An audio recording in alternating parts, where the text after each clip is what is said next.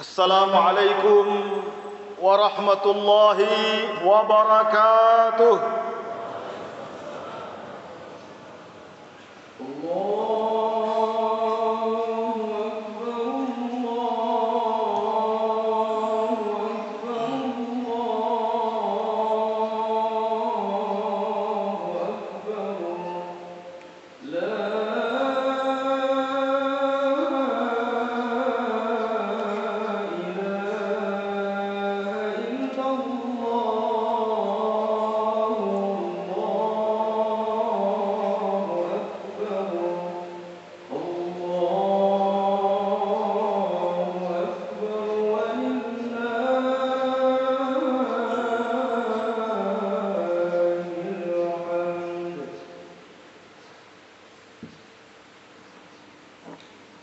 Allahu Akbar, Allahu Akbar, Allahu Akbar, Allahu Akbar, Allahu Akbar, Allahu Akbar, Allahu Akbar, Allahu Akbar, Allahu Akbar, walillahil hamd.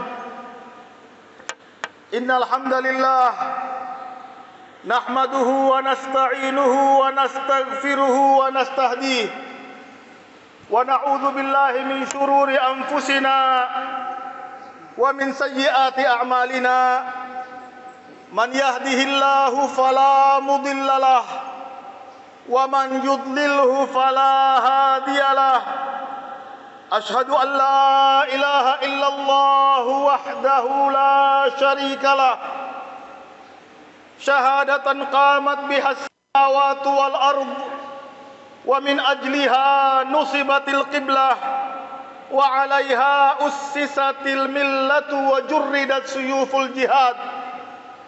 Wa ashhadu anna Muhammadan abduhu wa rasuluh wa safwatuhu wa khiratuhu min khalqihi istafahu Allahu khiyaran min khiyar wa ba'athahu ala hini fatratin minar rusul wa inqita'in minas subul fahada ummatahu min dhalal wa bassaraha min ama wa arsyadaha min ghayy wa tarakaha ala mahajjatin bayda lailuha kanahariha la yazigu anha illa halik. Fasalawatullahi wa salamuhu alaihi wa ala alihi wa ashabihi wa man tabi'ahum bi ihsanin ila yaumiddin. Amma ba'd, fa ya ayyuhal muslimun ittaqullaha haqqa tuqatih wa la tamutunna illa wa antum muslimun. Qala Allah jalla wa ala, a'udzu billahi minasy syaithanir rajim. Falamma balagha ma'ahu as-sa'ya qala ya bunayya inni ara fil manami anni adbahuka fanzur madza tara. Qala ya abati if'al ma tu'mar satajiduni insyaallahu minas sabirin. Jamaah kaum muslimin rahimakumullah. Pada hari ini tepatnya 10 Dzulhijjah, umat Islam di seluruh dunia melaksanakan solat Idul Adha, satu dari 2 hari Id yang disyariatkan oleh baginda Nabi sallallahu alaihi wasallam. Di dalamnya ada satu ibadah mulia yang dikerjakan oleh mereka yang ingin mendapatkan pahala besar, yang dikerjakan oleh mereka yang beriman kepada baginda Nabi sallallahu alaihi wasallam dan juga beriman kepada para nabi, kepada para nabi sebelum Nabi Muhammad, lebih khusus kepada Nabi Ibrahim dan putranya Ismail alaihimussalam. Para ulama mengatakan kurban yang disyariatkan untuk disembelih pada hari ini juga dibolehkan pada tanggal 11, 12 dan 13 Dzulhijjah, disyariatkan oleh Allah Subhanahu wa taala dengan 2 tujuan utama. Yang pertama ihya'an li dzikra Ibrahim wa Ismail alaihimassalam, dan yang kedua wa tawsi'atan 'alal fuqara'i wal masakin minal muslimin.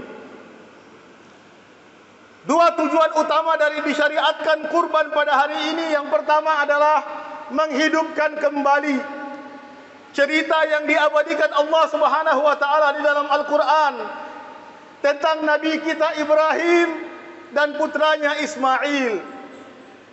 Tentang nabi kita Ibrahim yang diberi gelar oleh Allah Subhanahu wa taala sebagai Al-Khalil, kekasih Allah.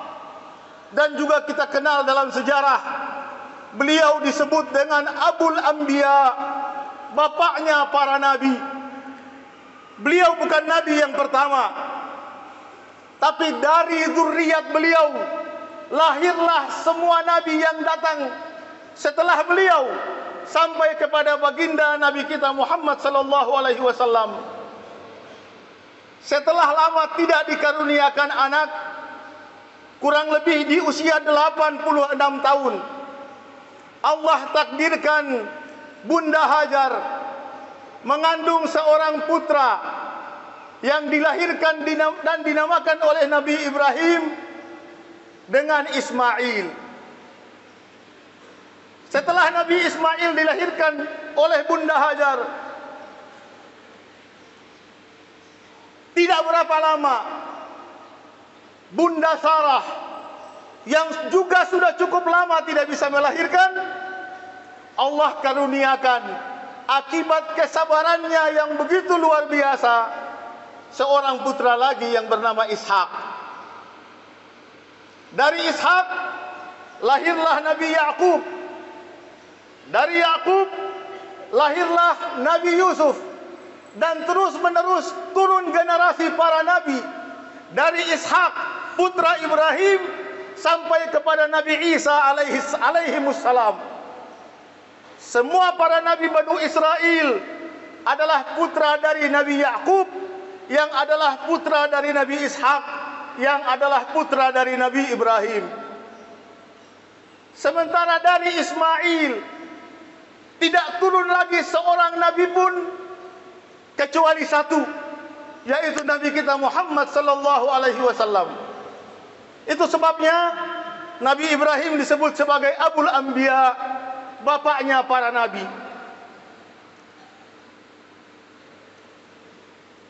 Setelah Ismail dilahirkan oleh Bunda Hajar, datang perintah Allah Subhanahu wa taala kepada Ibrahim untuk membawa mereka berdua di sebuah tanah tandus di Jazirah Arab yang sekarang kita kenal dengan nama Makkah Al-Mukarramah, yang saat itu masih sepi, kosong, tidak ada kehidupan sama sekali.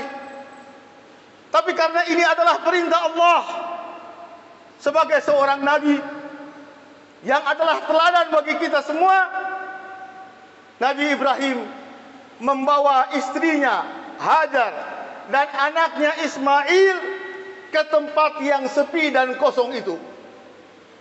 Setelah sampai di tempat itu, sekali lagi tempat yang sekarang kita kenal dengan nama Makkah Al-Mukarramah, lebih tepat di sekitar Masjidil Haram,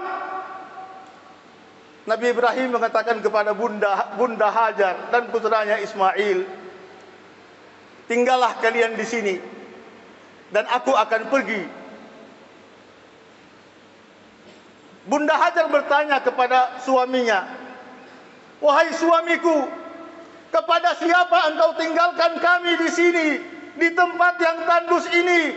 Tidak ada bekal kecuali makanan yang sedikit dan air yang tidak banyak.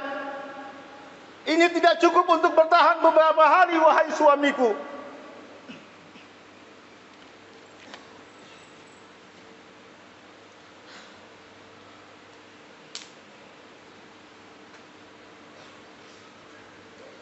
Nabi Ibrahim tidak menjawab.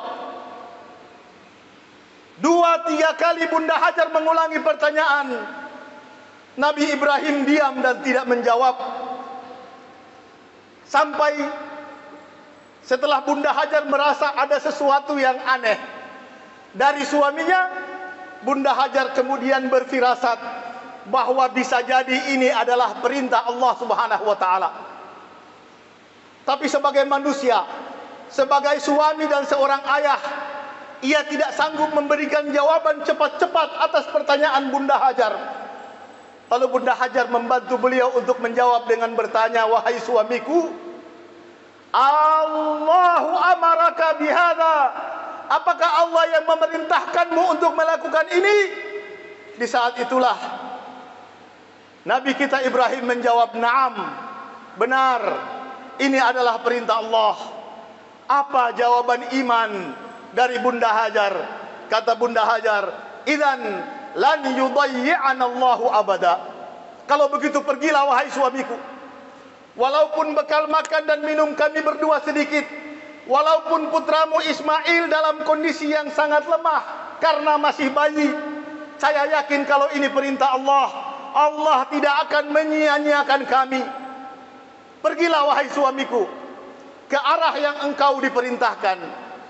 Pergi Nabi Ibrahim meninggalkan Bunda Hajar dan Ismail di tempat yang kering kerontang, tidak ada kehidupan.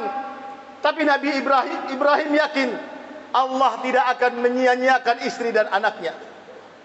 Tidak berapa jauh Nabi Ibrahim meninggalkan tempat istri dan anaknya, beliau kembali mengarahkan pandangan ke pondasi Ka'bah yang saat itu belum dibangun kembali oleh Ibrahim dan Ismail. Lalu Nabi Ibrahim berdoa seperti doa yang tadi dibacakan oleh imam kita.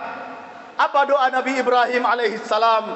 Nabi Ibrahim berkata, "Rabbana inni askantu min dzurriyyati biwadin ghairi dzi zar' inda baitikal muharram. Rabbana liyuqimus shalah faj'al af'idatan minan nasi tahwi ilaihim warzuqhum minas samarati la'allahum yashkurun." Doa Nabi Ibrahim saat itu sebagai seorang nabi, sebagai seorang hamba Allah Subhanahu wa taala yang terpilih, dan sebagai seorang suami dan ayah, beliau meminta kepada Allah Subhanahu wa taala, "Ya Allah, Rabbana, ya Tuhan kami, inni askantu min dzurriyyati, aku tinggalkan istri dan anakku, biwadin ghairi dzi zar', di lembah yang tidak ada tanaman sama sekali, lembah yang kering dan tandus, inda baitikal muharram, di rumahmu ya Allah yang suci. Rabbana liyuqimus shalah, ya Allah, mudah-mudahan keberadaan mereka di samping Baitullah, di samping rumahmu yang suci, akan membuat mereka mampu mendirikan salat. Faj'al af'idatan minan nasi tahwi ilaihim, jadikan hati-hati manusia, jadikan hati-hati manusia rindu untuk datang ke tempat ini ya Allah. Faj'al af'idatan minan nasi tahwi ilaihim. Kaum muslimin yang dirahmati Allah, apakah doa Nabi Ibrahim dikabulkan oleh Allah Subhanahu wa taala? Jawabannya na'am. Tidak ada seorang muslim pun yang mengucapkan asyhadu an la ilaha illallah wa asyhadu anna Muhammadar Rasulullah kecuali di dalam hatinya ada keinginan untuk datang, untuk melihat langsung Baitullahil Haram, untuk bisa menunaikan ibadah haji dan umrah. Jangankan mereka yang belum pernah datang, mereka yang sudah datang sekalipun untuk melaksanakan haji ataupun umrah, ketika pulang kerinduan untuk kembali melihat Ka'bah tidak pernah hilang. Selalu ada keinginan kalau dimudahkan oleh kemampuan materi dan aturan, keinginan itu tidak pernah padam. Keinginan itu selalu ada untuk datang lagi, datang kembali, datang lagi melihat Baitullahil Haram. Mengapa demikian? Itu bukti dikabulkannya doa Nabi Ibrahim. Faj'al af'idatan minan nasi tahwi ilaihim. Jadikan hati-hati manusia rindu untuk datang ke sini, datang ke Baitullahil Haram. Warzuqhum minas samarat la'allahum yashkurun. Satu lagi doa yang ajaib dari Nabi Ibrahim. Beliau sudah berkata di awal, ya Allah, aku tinggalkan istri dan anakku di lembah yang kering kerontang tanpa tanaman sama sekali. Tapi Nabi Ibrahim mengajarkan kepada kita satu akidah, satu keyakinan, satu iman, bahwa innallaha ala kulli syai'in qadir, bahwa Allah mampu melakukan apa saja yang mungkin tidak dibayangkan oleh manusia. Di lembah yang tandus, kering, kerontang, tidak ada tanaman, Nabi Ibrahim mengajarkan kita doa yang agak mustahil menurut pandangan manusia. Apa doa Nabi Ibrahim? Warzuqhum minas samarat la'allahum yashkurun. Ya Allah, berikan mereka, karuniakan kepada mereka as-samarat, buah-buahan, mudah-mudahan mereka bersyukur.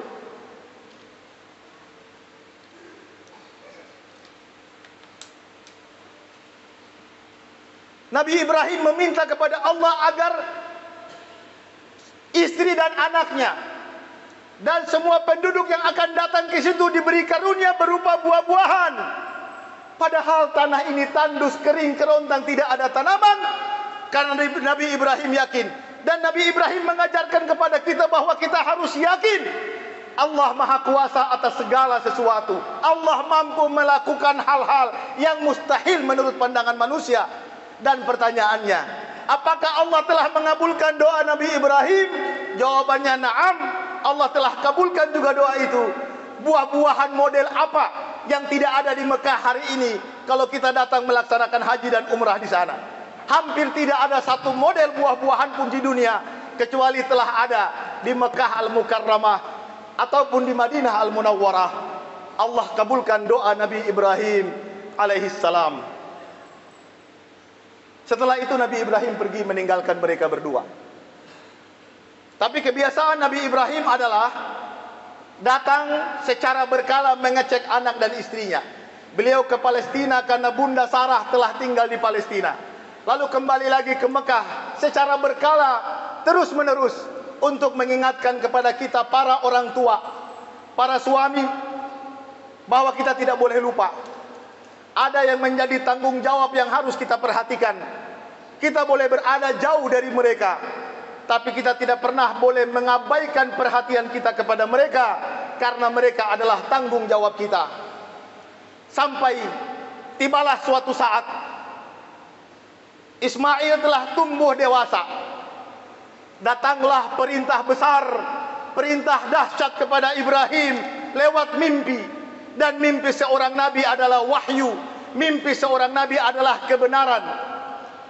Itulah yang Allah lukiskan dalam surat As-Saffat ketika Allah berfirman, falamma balaga ma'ahu sa'ya,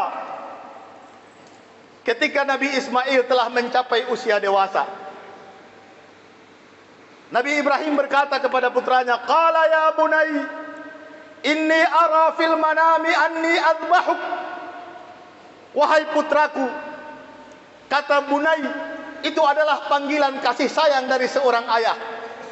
Nabi Ibrahim tahu bahwa yang dilihat dalam mimpi adalah perintah. Tapi Nabi Ibrahim tidak pernah bisa melepaskan posisinya sebagai seorang ayah, seorang manusia yang juga memiliki kasih sayang terhadap darah dagingnya sendiri. Nabi Ibrahim sengaja berdialog dengan putranya untuk meninggalkan pelajaran besar kepada kita semua umatnya sampai akhir zaman, tentang kepatuhan mutlak, keikhlasan total untuk tunduk dan patuh kepada perintah Allah Subhanahu wa taala. Kata Nabi Ibrahim, ya bunai, wahai anakku, inni ara fil manami anni azbahuk. Saya telah melihat dalam mimpi, dan bahkan mimpi itu seakan-akan masih terlihat sampai sekarang oleh saya, bahwa saya diperintahkan untuk menyembelihmu. Fanzur madza tara. Tolong sampaikan pendapatmu wahai anakku. Menurut kamu bagaimana kira-kira? Apakah Nabi Ibrahim tidak tahu tentang jawaban yang akan diberikan oleh putranya Ismail, yang juga adalah seorang nabi? Nabi Ibrahim yakin putranya yang juga adalah seorang nabi akan memberikan jawaban yang menyenangkan hatinya, yang tidak memberatkannya, karena secara psikologis ini bukan perintah yang mudah. Perintah kepada seorang ayah untuk menyembelih sendiri darah dagingnya. Kalau itu perintah sekedar menyembelih anaknya tapi dilakukan oleh orang lain, mungkin akan ringan. Tapi perintah ini berat karena Nabi Ibrahim sendiri yang harus menyembelih putranya. Apa jawab sang putra, sang teladan, putra dari manusia teladan? Qala ya abati fa'al ma tu'mar satajiduni insyaallahu minas sabirin. Nabi Ismail tidak menjawab dengan jawaban iya atau tidak. Silahkan wahai ayahku, boleh wahai ayahandaku. Tidak. Nabi Ismail ingin menguatkan sang ayah karena dia juga tahu kira-kira betapa sayangnya ayahnya kepadanya, kepada Ismail, putra yang ia tunggu-tunggu sampai 86 tahun usianya baru Allah karuniakan Ismail kepadanya. Satu-satunya putranya saat itu karena Ishak belum lahir. Ismail berkata, ya abatif'al. Dia tidak berkata iya, silahkan, boleh. Ia tahu itu akan membuat ayahnya tambah sedih. Tapi yang ia katakan adalah kalimat perintah. Ya abatif'al, wahai ayahku, lakukan ma tu'mar, lakukan apa yang Allah perintahkan kepadamu. Satajiduni insyaallahu minas sabirin. Engkau akan dapati aku termasuk orang-orang yang bersabar. Allahu Akbar, Allahu Akbar, Allahu Akbar, walillahil hamd. Jamaah kaum muslimin dan muslimat yang dirahmati Allah, itu adalah teladan yang luar biasa kepada kita. Yang akhirnya ketika Allah telah menyaksikan ketaatan Nabi Ibrahim, kepatuhan Nabi Ismail, lalu Allah gantikan Ismail dengan sembelihan yang besar, dan jadilah itu syariat yang diwariskan kepada baginda Nabi kita Muhammad dan juga diajarkan kepada kita umatnya sampai akhir zaman. Mudah-mudahan kelebihan rizki yang Allah berikan kepada kita, sebagian telah kita keluarkan untuk berkurban di hari ini. Allah tidak minta kepada kita untuk mengorbankan anak kita, tidak. Allah meminta kita mengeluarkan sebagian rezeki untuk mengorbankan hewan sembelihan untuk kita bagi-bagi kepada fakir miskin, dan sebagian boleh kita makan. Yang belum sempat berkorban sampai hari ini, waktu berkorban masih tersedia tanggal 11 besok, 12 dan 13. Mudah-mudahan Allah mudahkan kita untuk mau berkorban sebagai bukti ketaatan dan kepatuhan kita kepada baginda Nabi sallallahu alaihi wasallam, dan juga bukti cinta kita kepada Nabi Ibrahim dan Ismail alaihi wassalam. Jamaah kaum muslimin dan muslimat yang dirahmati Allah, hikmah yang kedua kata ulama dari berkurban adalah wa tausi'atan 'alal fuqara'i wal masakin minal muslimin. Tujuan syariat berkurban adalah juga untuk memberi keluasan kepada orang-orang fakir dan miskin di antara kita yang bisa jadi sulit bagi mereka untuk makan daging. Mungkin dalam setahun hanya 1 atau 2 kali, mungkin dalam setahun hanya 3 atau 4 kali, atau bahkan ada yang dalam setahun tidak menemukan daging sekalipun.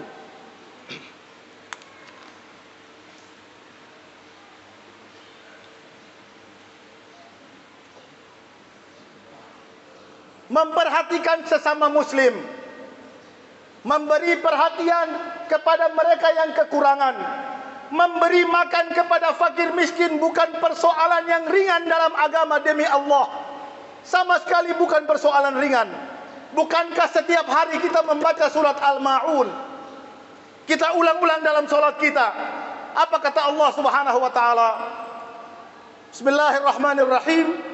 Ara'aital ladzi yukadzibu bid-din fadzalikal ladzi yad'ul yatim wa la yahuddu 'ala ta'amil miskin. Tidakkah kalian melihat orang yang mendustakan agama, orang yang mendustakan hari kiamat, yang kurang yakin tentang hari kiamat, ragu tentang hari pembalasan? Mereka yang mendustakan itu memiliki 2 sifat. Yang pertama, ara'aital ladzi yukadzibu bid-din fadzalikal ladzi yad'ul yatim. Itulah orang yang menghardik anak yatim. Jamaah kaum muslimin, anak yatim adalah tanggung jawab kolektif umat Islam. Kalau ada anak yatim yang tidak terurus dalam satu komunitas umat Islam, maka kita semua berdosa sama-sama. Kita tidak boleh membiarkan anak yatim tidak terurus. Dan ini juga bagian dari tanggung jawab penguasa, tanggung jawab pemerintah. Anak yatim tidak boleh dibiarkan tidak terurus. Yang kedua, kita masih disebut oleh Allah sebagai pendusta agama, pendusta hari kiamat. Wala yahuddu ala ta'amil miskin. Kalau kita hanya mengurusi anak yatim, tapi kita membiarkan orang miskin, kita masih masuk dalam kategori orang yang mendustakan agama, orang yang mendustakan hari kiamat. Sifat kedua yang harus kita miliki adalah mengurusi orang miskin. Mengurusi orang miskin ada dua. Yang pertama, bagi orang yang memiliki kelebihan harta, Allah menyuruh mereka untuk memberi makan orang miskin. Berkurban adalah salah satu contohnya. Mereka yang berkelebihan, silahkan berkurban. Mudah-mudahan dari situ banyak orang miskin yang bisa menikmati. Tetapi tidak cukup hanya memberi makan. Bagaimana dengan mereka yang tidak memiliki kelebihan harta? Masih adakah tanggung jawab terhadap orang miskin? Jawabannya masih. Apa tanggung jawabnya? Tanggung jawabnya yang Allah katakan tadi, wala yahuddu ala ta'amil miskin. Wala yahuddu artinya tidak menganjurkan memberi makan orang miskin. Sekedar menganjurkan, tidak butuh harta. Orang yang punya harta mengeluarkan hartanya untuk memberi makan orang miskin. Tapi kita yang tidak punya harta masih ada tanggung jawab lain, yaitu menganjurkan orang yang punya harta untuk memberikan sebagian rizkinya agar bisa dinikmati oleh orang miskin. Itu peran fasilitator. Itu peran para pengurus masjid yang biasa mengumpulkan kurban kemudian menjadi panitia untuk membagikannya. Jangan ada pikiran kalau kita tidak punya harta lalu kita tidak mengurusi orang miskin. Tidak. Yang Allah minta adalah menganjurkan memberi makan orang miskin. Hal yang sama Allah ingatkan di surat Al-Haqqah. Allah ingatkan kita tentang hari kiamat.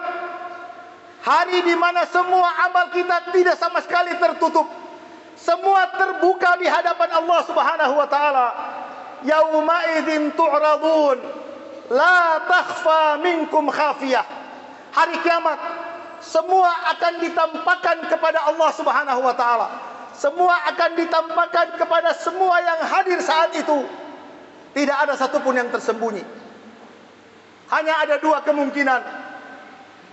Kemungkinan pertama, kita masuk dalam orang yang berbahagia, atau yang kedua tidak demikian. Dan orang yang berbahagia, salah satu tandanya adalah catatan amalnya diberikan dari sebelah kanannya. Dia menerima dengan tangan kanannya catatan amalnya. Fa amma man utiya kitabahu bi yaminih fa yaqulu ha umqra'u kitabiyah. Dan orang yang menerima catatan amalnya dengan tangan kanannya dari sebelah kanannya, fa yaqul, begitu melihat dari arah kanan dia terima dengan tangan kanannya, ia bergembira. Ia tahu ini tanda selamat. Lalu ia berkata, fa yaqul ha umqra'u kitabiyah. Inni dhanantu anni mulaqin hisabiyah. Saya yakin saya akan bertemu dengan hari ini, hari di mana kebaikan saya akan dibalas oleh Allah Subhanahu wa taala. Inni dhanantu anni mulaqin hisabiyah fa huwa fi 'ishatin radiyah. Allah berikan dia kehidupan yang menyenangkan. Fi jannatin 'aliyah, di surga yang tinggi. Qutufuha daniyah, buah-buahan di surga didekatkan kepadanya agar ia mudah memetik dan memakannya. Qutufuha daniyah, kulu washrabu hani'an bima aslaftum fil ayyamil khaliyah. Lalu dikatakan kepada mereka, makanlah dan minumlah karena apa yang telah engkau lakukan dulu di dunia, karena harta yang telah engkau keluarkan dulu di dunia. Hari ini silahkan makan dan minum di surga Allah Subhanahu wa taala. Dan kelompok yang kedua, na'udzubillahi min dzalik, mudah-mudahan kita tidak termasuk ke dalamnya, Kata Allah Subhanahu wa taala, "Wa amma man utiya kitabahu bishimalihi." Dan orang yang menerima catatan amal dengan tangan kirinya, dari arah kirinya. Wa amma man utiya kitabahu bishimalihi fayaqulu ya laitani lam uta kitabiyah. Ya Allah, kenapa saya harus diberi kitab ini? Andaikan jangan saja saya diberi, kalau harus dari arah kiri saya, ya Allah. Fayaqulu ya laitaha kanatil qadhiyah. Ya laitani lam uta kitabiyah. Ya laitaha kanatil qadhiyah. Ya Allah, kenapa kematian di dunia kemarin itu bukan akhir dari segala-galanya? Kenapa kami harus dibangkitkan lagi, ya Allah? Kalau harus begini caranya. Ya laitaha kanatil qadhiyah. Ma agna anni maliyah. Lalu ia mulai mengungkapkan kata-kata penyesalan. Allah cerita ini supaya kita ambil pelajaran. Orang akan menyesal saat tidak ada lagi kesempatan. Ia berkata, ya laitaha kanatil qadhiyah, ma agna anni maliyah, halaka anni sultaniyah. Ternyata hartaku yang banyak tidak bermanfaat sama sekali. Semua telah hancur. Halaka anni sultaniyah, kekuasaan, jabatan yang aku miliki pun tidak ada manfaatnya hari ini. Penyesalan yang tidak bermanfaat. Lalu dikatakan kepadanya, khudhuhu faghulluh. Allah perintahkan malaikat, khudhuhu faghulluh. Tangkap orang itu, belenggu kaki dan tangannya. Tsummal jahima salluh. Lalu masukkan ia ke dalam api neraka. Tsumma fi silsilatin dhar'uha sab'una dhira'an fasluku. Kemudian ikat dia dengan rantai besi yang sudah dipanaskan di api neraka, yang panjangnya 70 hasta. Tsumma fi silsilatin dhar'uha sab'una dhira'an fasluku. Berat siksaan bagi mereka yang sengsara di akhirat. Sebabnya dua. Mengapa dia disiksa? Allah menyebut dua sebab. Perhatikan sebab ini. Kata Allah, innahu kana la yu'minu billahil azim. Di dunia orang ini tidak beriman kepada Allah Subhanahu wa taala. Yang kedua, wala yahubbu ala ta'amil miskin. Di dunia dia bukan hanya tidak memberi makan orang miskin, tapi dia tidak peduli, bahkan sekedar menganjurkan memberi makan orang miskin. Hanya dua sebab kita sengsara, kita celaka. Tidak beriman kepada Allah dan tidak menganjurkan, bapak-bapak, kaum muslimin dan muslimat, bukan tidak memberi makan, tidak menganjurkan memberi makan orang miskin. Falaisa lahul yauma hahuna hamim. Maka hari ini Allah tidak beri dia seorang teman pun. Dia manusia yang egois, dia manusia yang individualis. Maka di akhirat, di neraka, Allah biarkan dia tanpa teman. Falaisa lahul yauma hahuna hamim. Wala ta'amun illa min ghislin. Allah tidak beri dia makanan seperti penghuni surga yang dimudahkan buah-buahan untuk dekat kepadanya, yang diizinkan makan dan minum sebebas-bebasnya. Kata Allah, dia tidak punya teman dan dia tidak punya makanan kecuali ghislin. Dan ghislin, kata ulama, adalah darah dan nanah yang bercampur menjadi makanan bagi orang yang tidak menganjurkan memberi makan orang miskin di dunia. La ya'kuluhu illal khati'un. Makanan itu tidak dimakan kecuali oleh para pendosa yang celaka, sengsara dan dimasukkan Allah ke dalam neraka. Mudah-mudahan Allah Subhanahu wa taala menjadikan kita semua sebagai penghuni surga, sebagai orang yang cinta kepada Nabi Muhammad, cinta kepada Nabi Ibrahim, cinta kepada Nabi Ismail, dan mau meneladani mereka. Hari ini kita berkorban, yang belum silahkan besok, lusa sampai tanggal 13. Dan mudah-mudahan Allah menjadikan kita termasuk orang yang selamat di akhirat, menerima catatan amal kita dari arah kanan kita, bukan dari arah kiri kita. Dan kita semua dimasukkan Allah Subhanahu wa taala ke dalam surganya kelak. Amin ya rabbal alamin. Barakallahu li wa lakum fil Qur'anil azim, wa nafa'ani wa iyyakum bima fihi minal ayati wa dzikril hakim. Wa taqabbala minni wa minkum tilawatahu innahu huwas samiul alim.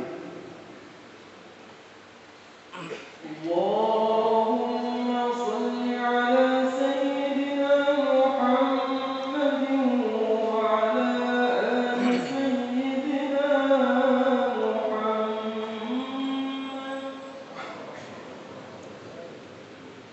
Alhamdulillahi wa kafa.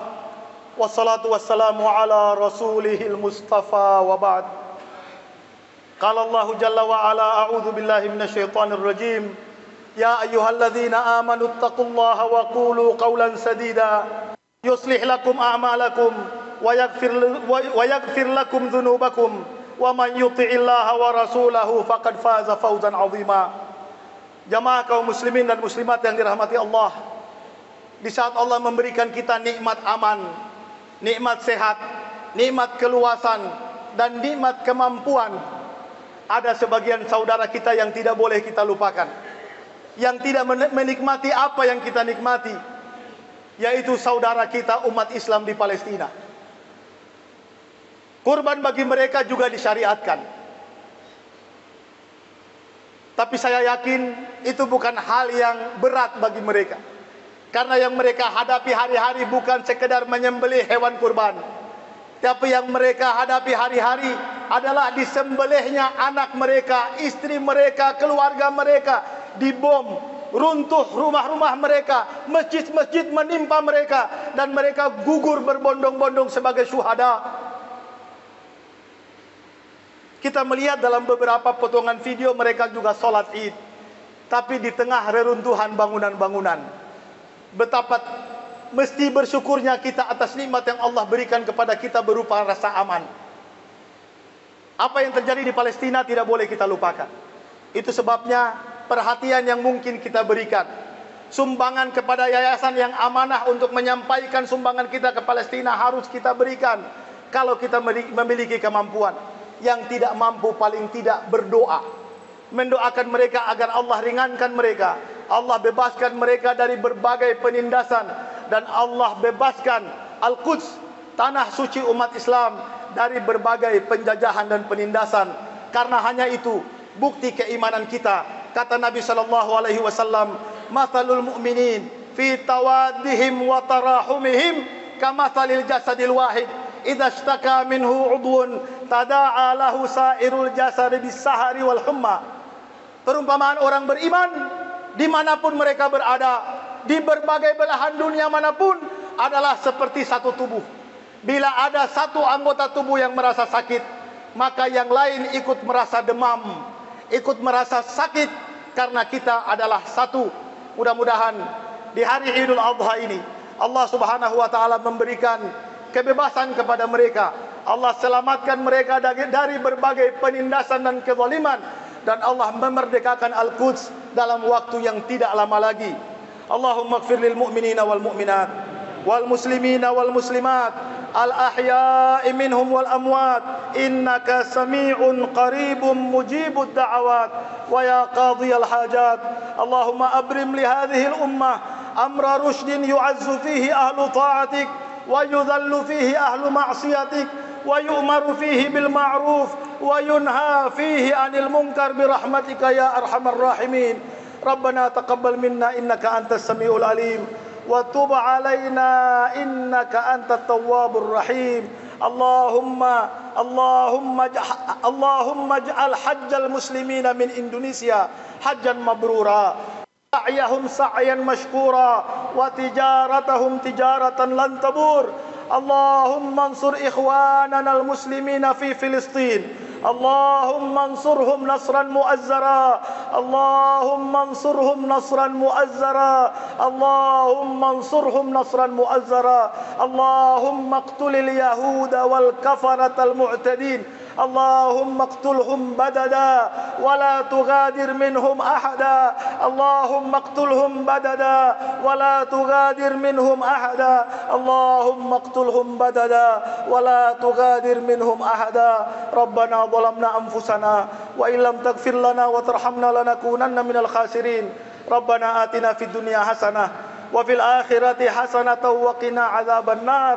وصلى الله على سيدنا محمد وعلى آله وصحبه وسلم والحمد لله رب العالمين.